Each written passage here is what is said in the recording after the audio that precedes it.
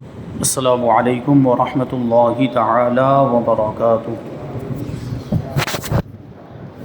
نحمده ونصلي ونسلم على رسوله الكريم اما بعد فاعوذ بالله من الشیطان الرجیم بسم اللہ الرحمن الرحیم ان اللہ وملائکته یصلون علی النبی یا ایہا الذین آمنوا صلوا علیہ وسلموا تسلیما اللہم صل علی سیدنا ومولانا محمد معدن الجود والکرم وآلہ الکرام وابنہ الکریم وبارک وسلم صلاۃ وسلام علیک یا رسول اللہ صلی اللہ تعالی علیہ وسلم۔ عزیزان ملت اسلامیہ، مالکی یوم الدین کی تفسیر جاری ہے۔ اس کا مطلب ہوتا ہے کہ روز جزا کا مالک، یعنی اللہ تبارک و تعالی قیامت کے دن کا مالک ہے، اور اسی بنیاد پر ہمارا عقیدہ یہ ہے کہ اچھے برے عمل کی جزا اور بدلہ ہمیں قیامت کے دن ملے گا۔ دنیا میں عمل کرنا ہے کہ دنیا دار العمل ہے، یہاں جو کچھ بھی ہم نے اچھا برا کیا ہوگا اس کی جزا اور اس کا بدلہ ہمیں آخرت میں ملے گا، یہ ہمارا عقیدہ۔ اور آریوں کا جو عقیدہ ہے وہ یہ تھا جو اس سے پہلے بیان کیا، اور اس کے جوابات بھی دیے گئے، 3 جواب دیے تھے۔ آریوں کا یہ عقیدہ ہے کہ دنیا ہی میں بدلہ مل جاتا ہے، اچھا عمل کیا ہو تو وہ اگلے جنم میں اس کو اچھا بدلہ ملتا ہے، اور برا عمل کیا ہوگا تو اگلے جنم میں وہ برا اس کو بدلہ ملتا ہے، یعنی بری حالت میں وہ دوسرے جنم میں آتا ہے۔ جبکہ یہ جنم والا جو عقیدہ ہے یہ قرآن و حدیث کے سراسر خلاف ہے، اور جو یہ عقیدہ رکھے وہ کافر ہے، جنم والا عقیدہ۔ کیونکہ ہمارا جو عقیدہ ہے کہ ایک ہی زندگی ہے، ہمیں دنیا میں بھیجا گیا، یہاں پہ عمل کریں گے، پھر مر جائیں گے اور آخرت میں ہمیں اٹھایا جائے گا، دوسرا تیسرا جنم کچھ بھی نہیں ہے۔ تو بہرحال ان کا یہ جو عقیدہ ہے اس کے 3 جواب تو دیے گئے تھے، اور اسی میں حضرت صد الافاضل مولانا نعیم الدین مراد آبادی رحمۃ اللہ تعالی علیہ کا واقعہ بھی بیان کیا گیا تھا کہ وہ رام چندر کے ساتھ جو ان کا مناظرہ ہوا تو کس طریقے سے آپ نے اس کو جواب دیا اور اس کو خاموش کر دیا۔ تو چوتھا جواب اس لیے کہ دنیا میں دیکھا جاتا ہے، یعنی ان کا عقیدہ غلط ہے، آریوں کا عقیدہ غلط ہے، کیونکہ دنیا میں دیکھا جاتا ہے کہ نہایت اقبال والا مالدار، یعنی ترقی والا آدمی، مالدار آدمی، صاحب عزت یعنی عزت والا، کبھی ایسا وقت آ پڑتا ہے کہ اس کی زندگی پلٹ جاتی ہے۔ پہلے مالدار تھا، فقیر ہو گیا، پہلے عزت والا تھا، پہلے عظمت والا تھا، پہلے بہت بڑے مرتبے والا تھا، اور دنیا اس کے پاؤں چومتی تھی، لیکن اب ادبار نے اس کو گھیر لیا، اب ناکامی ہی ناکامی ہے، اور ساری عزت اس کی ختم ہو گئی، اب بالکل بے عزت ہو گیا، اب کوئی اس کی عزت نہیں کرتا، اب کوئی اس کا ادب و احترام نہیں کرتا۔ اسی طرح بہت سے آدمی دیکھے گئے ہیں کہ پہلے غریب تھے پھر مالدار ہو گئے، یعنی اس کا الٹا۔ کچھ لوگ ایسے جو پہلے مالدار تھے بعد میں غریب ہو جاتے ہیں، لیکن کچھ لوگ ایسے ہوتے ہیں جو پہلے غریب ہوتے ہیں بعد میں مالدار ہو جاتے ہیں، یعنی دنیا ہی کے اندر ان کی یہ حالت تبدیل ہو جاتی ہے۔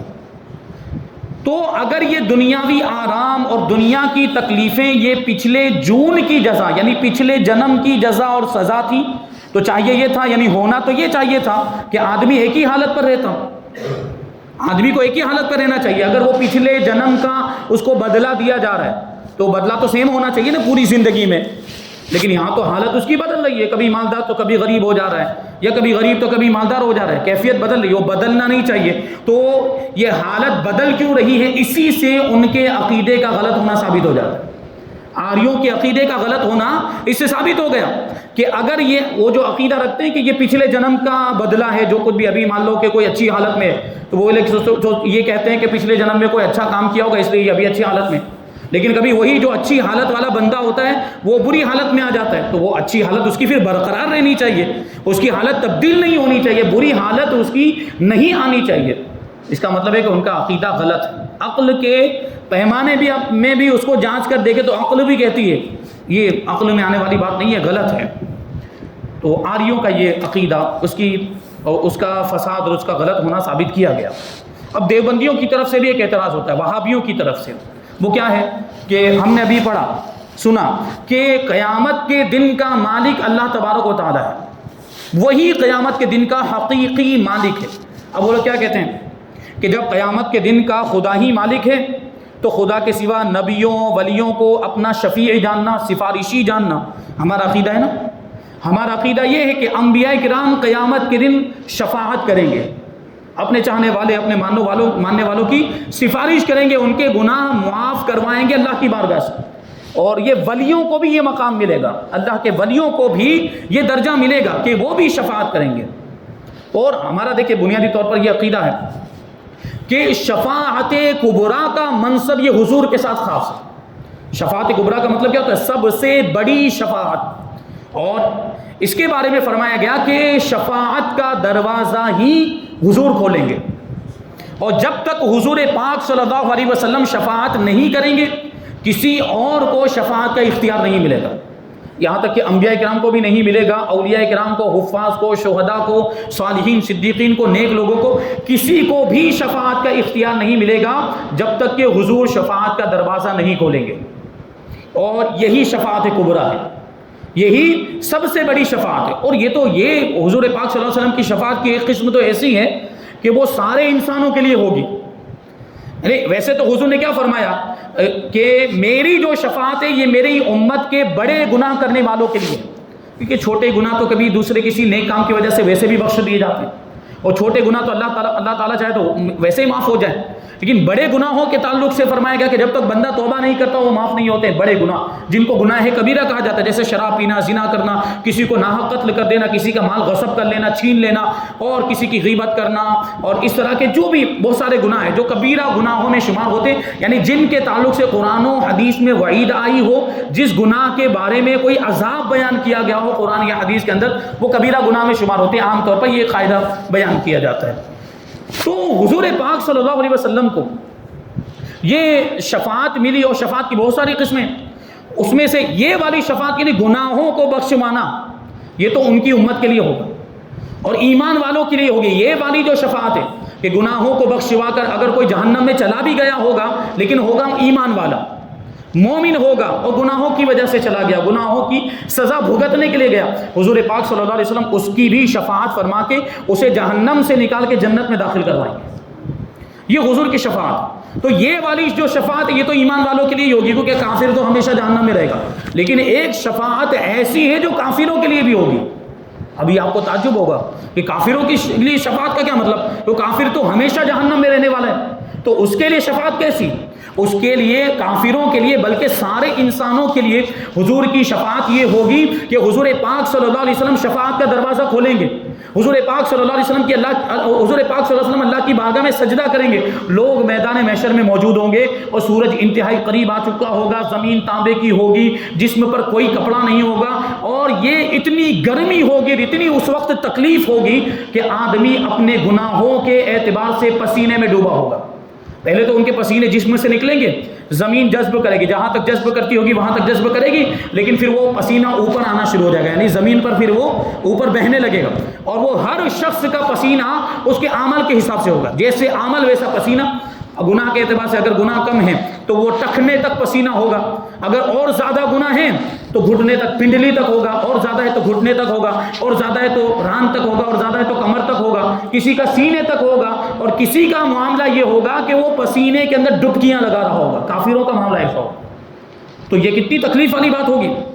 کوئی سایہ نہیں ہوگا وہاں پر، اور سورج اتنا جو ہے قریب آ جائے گا. ابھی آپ سوچیں کہ ہزاروں کلومیٹر کے فاصلے پر ہے، اور جب دھوپ نکلتی ہے اور خاص طور پر جب گرمی کا موسم ہوتا ہے تو ہمیں کتنی گرمی کی شدت محسوس ہوتی ہے، اور تکلیف میں آ جاتے ہیں بسا اوقات گرمی کی وجہ سے. تو میدان محشر میں تو وہ کتنا قریب آ جائے گا، سوا نیزے کی مقدار بھی بیان کی گئی. تو اتنا قریب آ جائے گا، اور زمین تانبے کی، ابھی تو مٹی کی ہے، ریت کی ہے، پتھر کی ہے، اس وقت تانبے کی ہوگی تو اس کی گرمی کی کیا کیفیت ہوگی. اس وقت بھی حضور پاک صلی اللہ علیہ وسلم کی شفاعت کے ذریعے یہ سارے اہل محشر کو اس تکلیف سے چھٹکارا ملے گا، یہ حضور کے صدقے میں ملے گا. تو یہ والی جو شفاعت ہے، یہ والی جو شفاعت کہ میدان محشر کی جو گرمی ہے اور اس کی جو تکلیف ہے، اس سے کافروں کو بھی چھٹکارا حضور کے صدقے میں ملے گا. وہ پھر حساب و کتاب شروع ہوگا. یعنی ہم یہ نہیں کہہ رہے ہیں کہ وہ کافروں کی بخشش ہو جائے گی، نہیں، یہ میدان محشر کی جو تکلیف میں مبتلا تھے اس تکلیف سے چھٹکارا ملا ہے حضور کی شفاعت کے صدقے میں.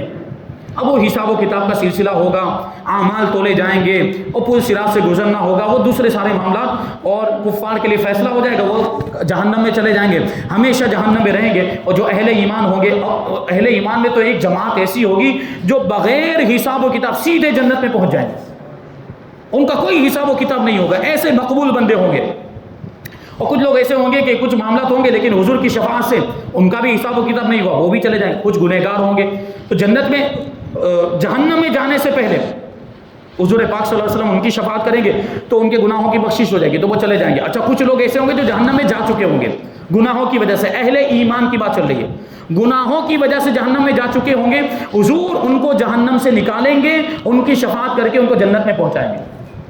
یہ حضور پاک صلی اللہ علیہ وسلم کی شفاعت، اور حضور کا مقام و مرتبہ اس وقت ظاہر ہوگا۔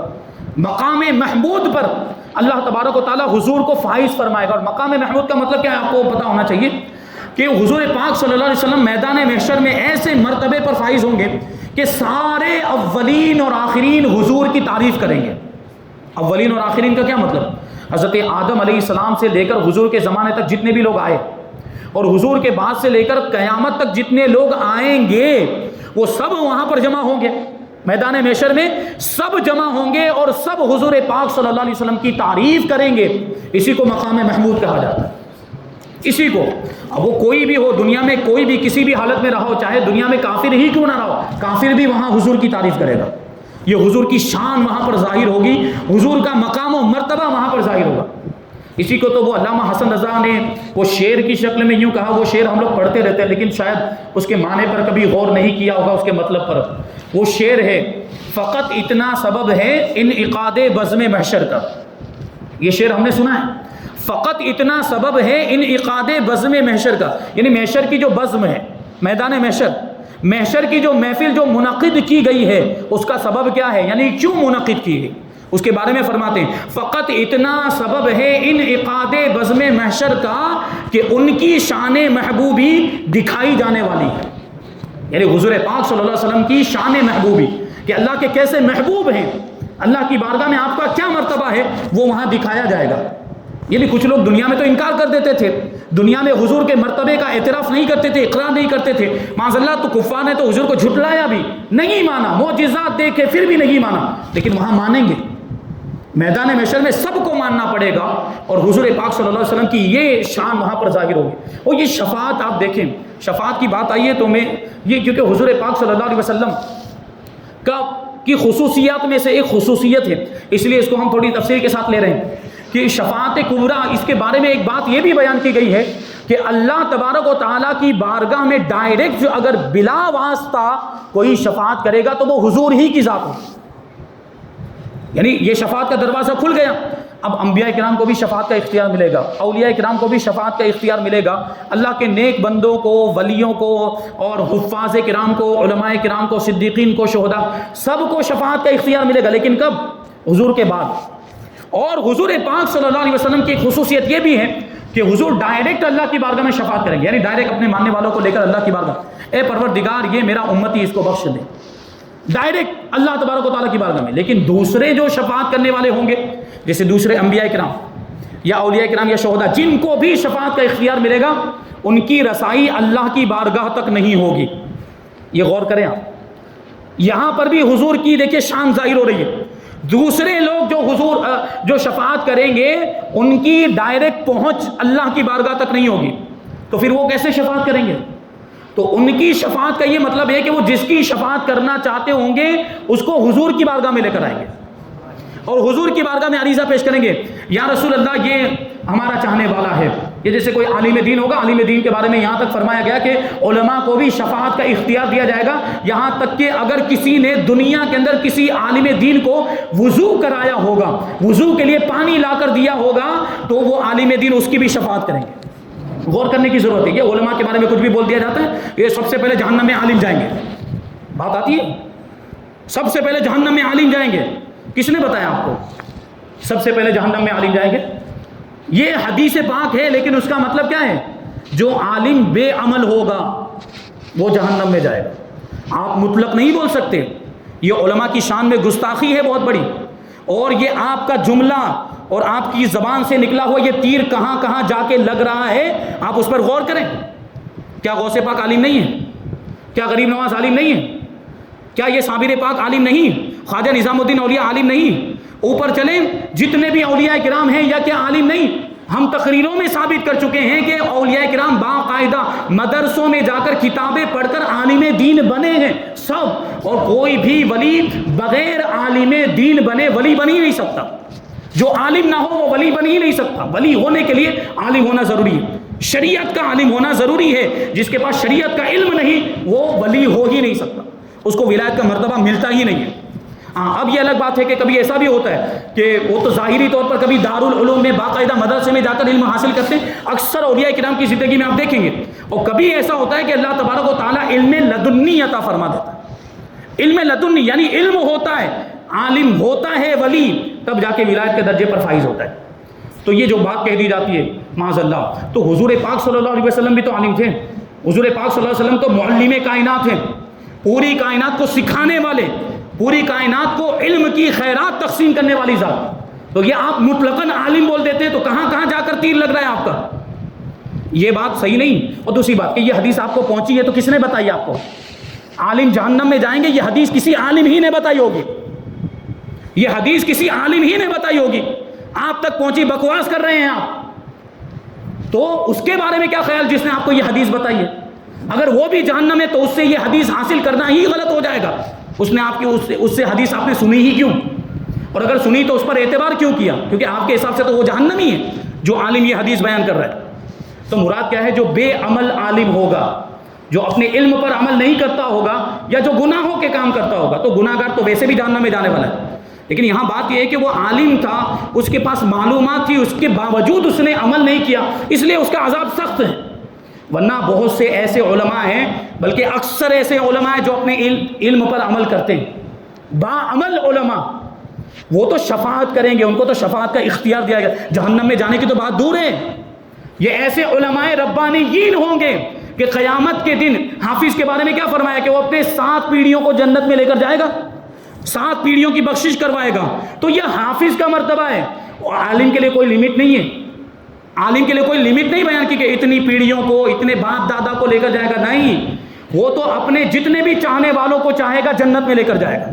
یہ عالم دین کی شان، اس کو ایسا اختیار دیا جائے گا کہ وہ اپنے، جیسے میں نے ابھی بتایا کہ عالم دین کو اگر کسی نے دنیا میں وضو بھی کرایا ہوگا، وضو کا پانی لا کر دیا ہوگا، تو وہ بھی وہاں پر کہے گا، وہ عالم دین سے کہہ رہا ہوگا حضرت وہ دنیا میں نے آپ کو وضو کا پانی لا کر دیا تھا، وہ میری شفاعت کروا دیجیے، میرے گناہ بخشوا، تو اس کے بھی گناہ بخشوائیں گے۔ یہ علماء کی شان ہے۔ یہ گستاخی کرنے والے، بدتمیزی کرنے والے اپنی زبان پر لگام لگائیں کہ کچھ بھی آیا بول دیتے ہیں۔ تو بہرحال یہاں یہ بات ہے، دیکھیے شفاعت پر اعتراض ہوا کہ حضور پاک صلی اللہ علیہ وسلم، اللہ تبارک و تعالیٰ جب قیامت کے دن کا مالک ہے تو پھر یہ اولیاء کرام کو اور انبیاء کرام کو شفیع کیوں بناتے ہیں؟ یعنی ہمارا یہ عقیدہ کہ اولیاء کرام بھی شفاعت کریں گے، انبیاء کرام بھی شفاعت کریں گے، اور ان کو شفیع جاننا یعنی انبیاء کرام کو اور اولیاء کرام کو شفاعت کرنے والا ماننا اور ان کو اس دن حاجت روا ماننا اس آیت کے خلاف ہو گئے کہ جب قیامت کے دن کا مالک اللہ تبارک و تعالیٰ ہے، اس کا مطلب ہے کہ ان کا کوئی اختیار نہیں چلے گا معاذ اللہ، انبیاء کرام کا اور ولیوں کا۔ اچھا دیکھیں یہ شفاعت کی بات چل رہی بار بار، ابھی بہت سے لوگ ایسے ہوتے ہیں جو شفاعت کا جب ذکر سنتے ہیں یا جب شفاعت کے بارے میں ان کو معلومات حاصل ہوتی ہے تو وہ پھر جری ہو جاتے ہیں۔ یعنی وہ کیا سوچتے ہیں کہ ہم ایمان والے، ہم مومن ہیں، ہم عاشق رسول ہیں اور ہم مومن ہیں، اس وجہ سے ہماری شفاعت تو ہونی ہے، تو پھر بھلے نہ گناہ کریں، گناہ تو معاف ہونے والے ہیں۔ تو یہ جری ہو جاتے ہیں اس طرح کے۔ یہ بہت بڑی بے وقوفی ہے کہ شفاعت کے بھروسے پر گناہ کرتے چلے جانا، یہ بہت بڑی جسارت اور جرأت کی بات۔ یہ کیسے ہو گیا میں آپ کو بتاؤں، یہ ایسے ہو گیا کہ ڈاکٹر مل جانے کی امید پر خود اپنا پاؤں توڑ لینا، کہ پاؤں توڑ لیا، ڈاکٹر کے پاس جا کے تو علاج تو کروانا ہی ہے، تو اس کو کیا بولیں گے آپ؟ بے وقوفی۔ یہ سوچے کہ، اور یہ سوچ کر گاڑی کے نیچے آ جائے کہ ہاسپٹل تو ہے، وہاں جا کے پھر علاج کروا لوں گا میں، کہ اس کو ہم کیا کہتے ہیں؟ بے وقوف ہے وہ۔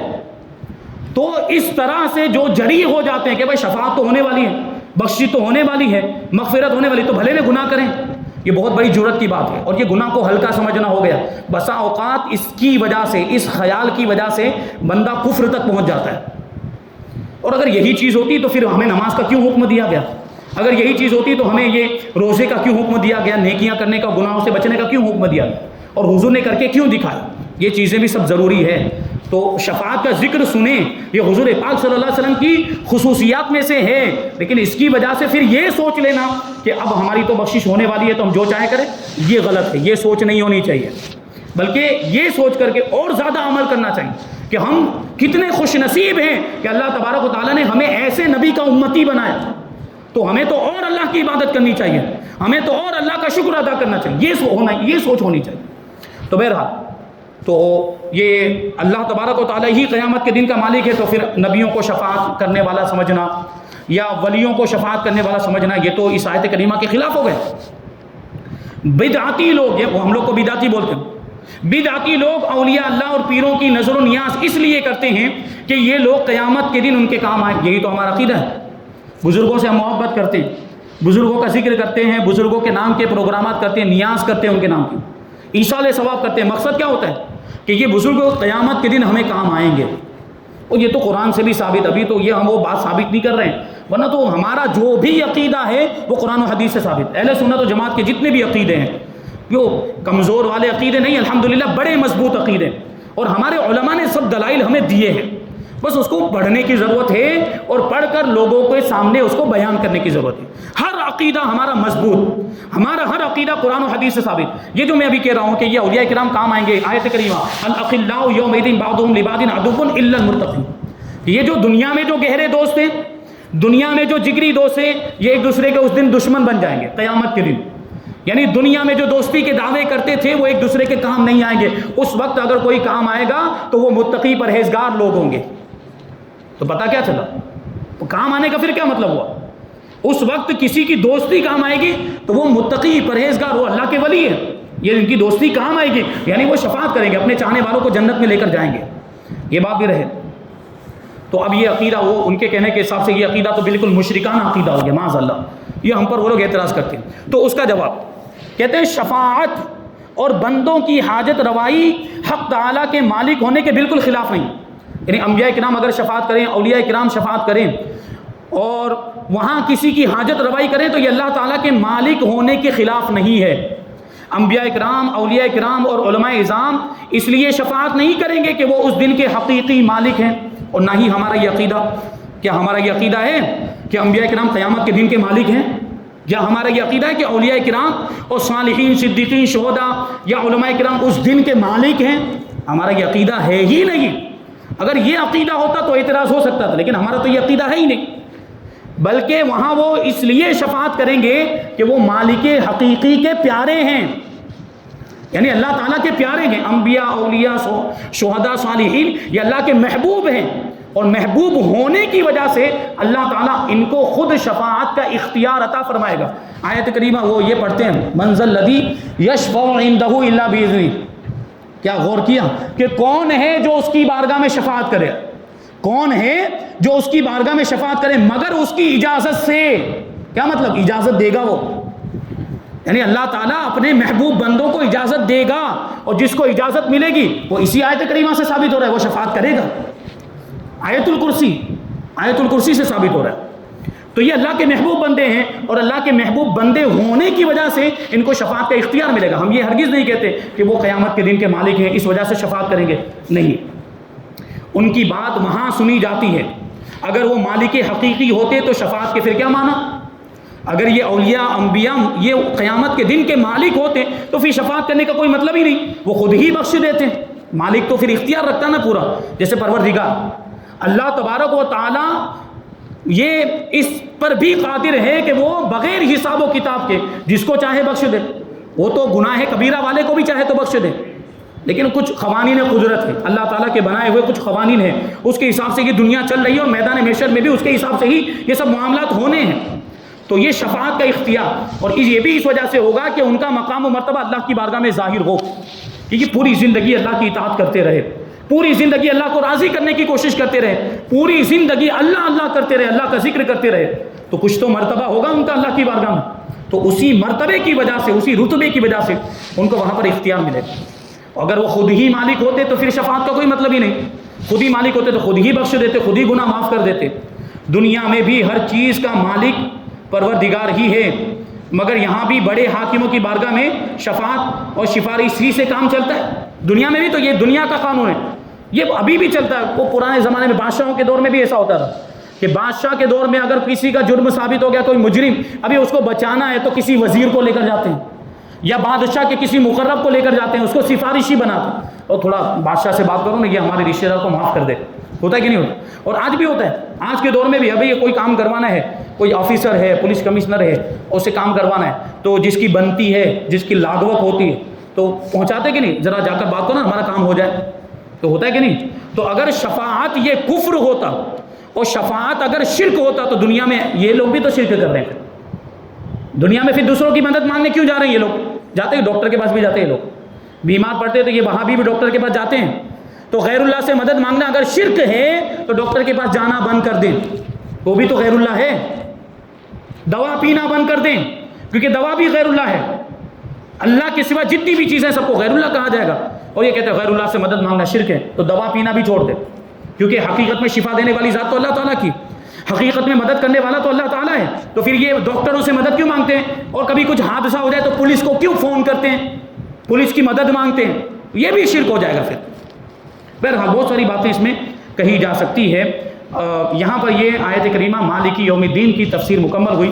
انشاءاللہ تبارک و تعالیٰ ایاک نعبد و ایاک نستعین کی تفسیر ہم آئندہ درس میں شامل کریں گے۔ اللہ تبارک و تعالیٰ کی بارگاہ میں دعا ہے کہ جو کچھ بھی بیان ہوا اس پر ہم سب کو عمل کرنے کی توفیق عطا فرمائے، اور نور قرآن سے ہم سب کے دلوں کو روشن اور منور فرمائے۔ وما علینا الا البلاغ۔ السلام علیکم۔